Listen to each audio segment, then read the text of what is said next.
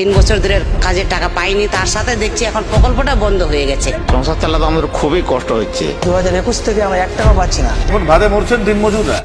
100 দিনের কাজে সরাসরি প্রধানমন্ত্রী এবং কেন্দ্রের গ্রামোন্নয়ন মন্ত্রীকে আপনারা চিঠি লিখবেন এবং আগামী 1 মাসের মধ্যে 1 কোটি চিঠি নিয়ে আমি দিল্লির বুকে যাব।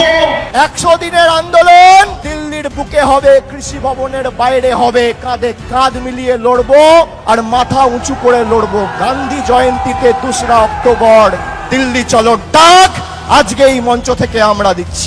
অভিষেক বন্দ্যোপাধ্যায় ঘোষণা করেছেন এই 100 দিনের টাকার জন্য দিল্লি চলো ডাক দিয়েছেন। দিল্লির জার্সি অভিষেক ব্যানার্জির ডাকে।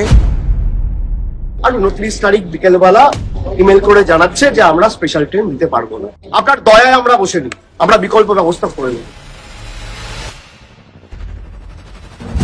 কখনো সিআইএসএফ, কখনো সিআরপিএফ, কখনো দিল্লি পুলিশের দল আক্রমণ করে। আর দেখো आपके बात बनने नहीं दिया जा रहा है। आप दिखाइए ये তৃণমূল কংগ্রেস দিল্লিতে আসেনি, মানুষ তৃণমূলকে নিয়ে দিল্লিতে এসছে মানুষের অধিকারের স্বার্থে লড়াই করতে।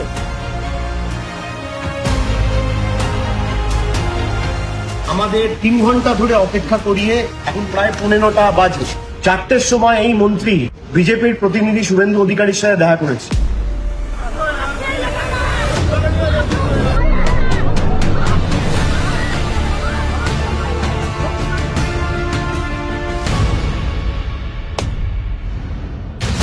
এই বিজেপির যে জমিদারি মানসিকতা, তার অবসান বাংলার মানুষ ঘটাবে, তার কারণ এটা আমাদের প্রাপ্য অধিকার। যাদের টাকা কেন্দ্রীয় সরকার দেয়নি তাদের টাকা তাদের ব্যাংক অ্যাকাউন্টে চলে যাবে, রাজ্য সরকার দেবে।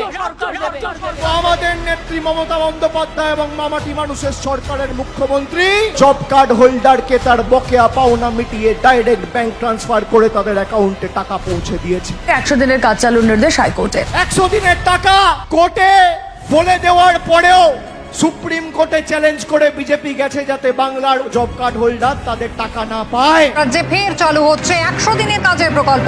হাইকোর্টের 18 জুনের রায়ের বিরুদ্ধে করা কেন্দ্রের আর্জি সর্বোচ্চ আদালতে খারিজ হয়ে গেল। হাইকোর্টে এক গালে থাপ্পড় মেরেছে, সুপ্রিম কোর্ট আর এক গালে থাপ্পড় মেরেছে। কেমন লাগলো?